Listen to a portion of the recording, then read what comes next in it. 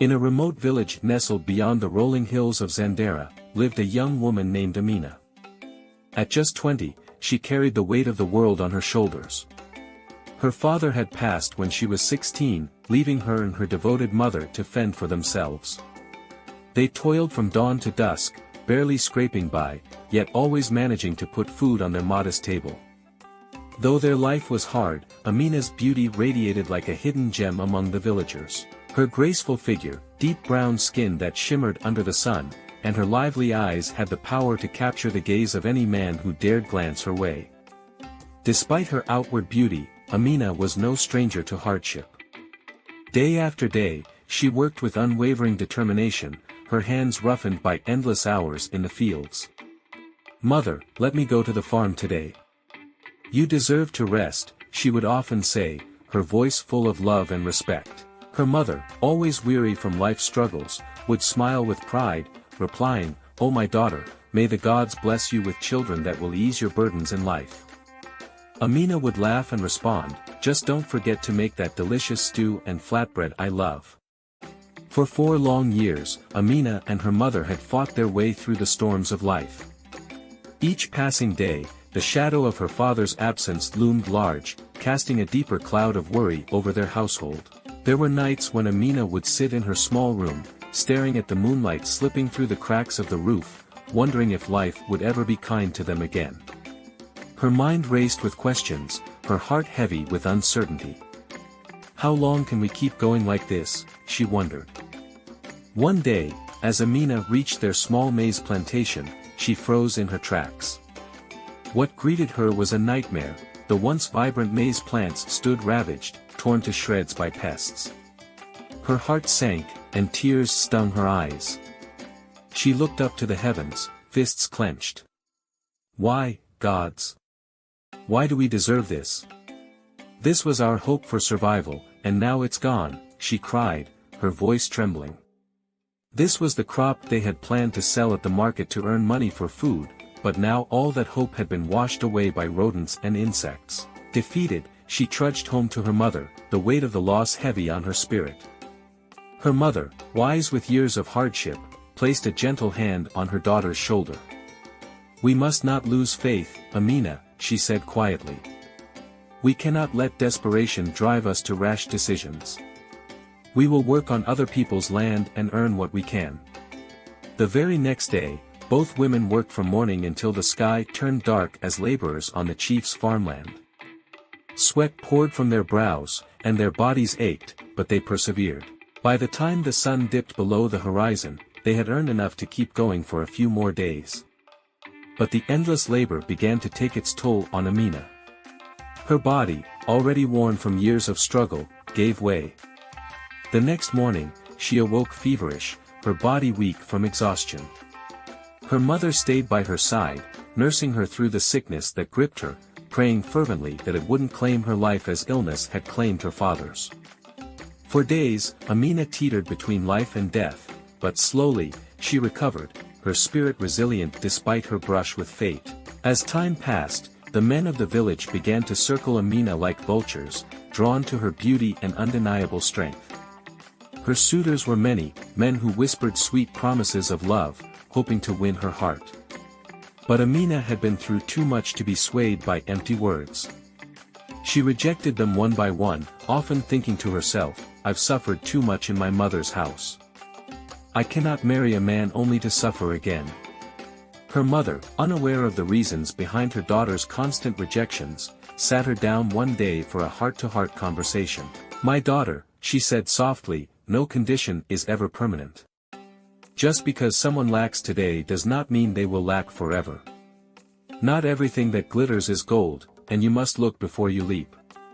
But Amina, driven by her desire to escape the hardships of her life, could not see the wisdom in her mother's words. "How could I marry a man who is still struggling when I have struggled all my life?" In her desperation to find an already established man, Amina brushed off her mother's advice, choosing instead to wait for what she believed was the life she deserved. One fateful day, during a grand festival in the village, Amina crossed paths with a man named Kofi. He was from a distant land, a village many miles away, and carried himself with an air of confidence that immediately caught her eye. His face was striking, handsome, with sharp features and a gentle smile that seemed to hide untold stories. He stood tall, his frame strong and assured. Kofi looked like everything Amina had dreamed of in a man. Wealth seemed to cling to him, not in the form of extravagant clothes or flashy jewelry, but in the quiet way he spoke and the calm in his eyes. A mutual friend introduced them, and as Amina learned more about him, her heart began to race. This is the one, she thought. Her friend whispered that in Kofi's village, finding a wife was difficult, and he had come here in search of one. Hearing this, Amina's hopes soared. She was desperate to escape the grind of her current life, and this man, with his promising future, seemed to be her ticket out. Their conversation quickly turned serious, and Kofi, with his deep voice and kind demeanor, proposed a relationship. But Amina, ever cautious and determined to secure her future, suggested they find a quieter place to talk. She led him to the shade of a large mango tree, where the world around them seemed to fade away. The air was thick with expectation, and under the cool leaves, Amina's mind raced with thoughts of what her life could become with a man like Kofi by her side. Sitting together, Amina's excitement bubbled over. Her questions came quickly, without pause, as she tried to probe into his life, his work, his wealth, his future. She needed to know whether Kofi could lift her out of the poverty that had chained her for so long. Kofi, patient and understanding, answered each question with calm honesty. "I am not a wealthy man by the world's standards," he said, "but I am rich in what matters. I own 6 acres of cocoa farmland, inherited from my father. I have built my own house. I can take care of you." His words settled like honey in Amina's heart. Though he wasn't the towering figure of wealth she had dreamed of, he had enough to give her a life better than the one she had now. Smiling, she took his hand and whispered the words that would change her fate, "I will marry you." Their courtship was brief, and soon enough, Amina left her mother's home to live with her new husband. At first, everything seemed perfect. Kofi's home was modest but comfortable, and though their life was not one of luxury, it was far from the hardships she had known. But the peace didn't last. During the first year of their marriage, disaster struck. One evening, a torrential rain began to fall, a rain that didn't stop for 5 relentless days. The heavens poured, and soon, the riverbanks overflowed, flooding parts of the village and its farmlands. Kofi's precious cocoa crops, the very foundation of their livelihood, were destroyed. The floodwaters swallowed the fields whole, leaving nothing but mud and ruin in their wake. Kofi was devastated. His face, once filled with quiet confidence, now sagged with despair.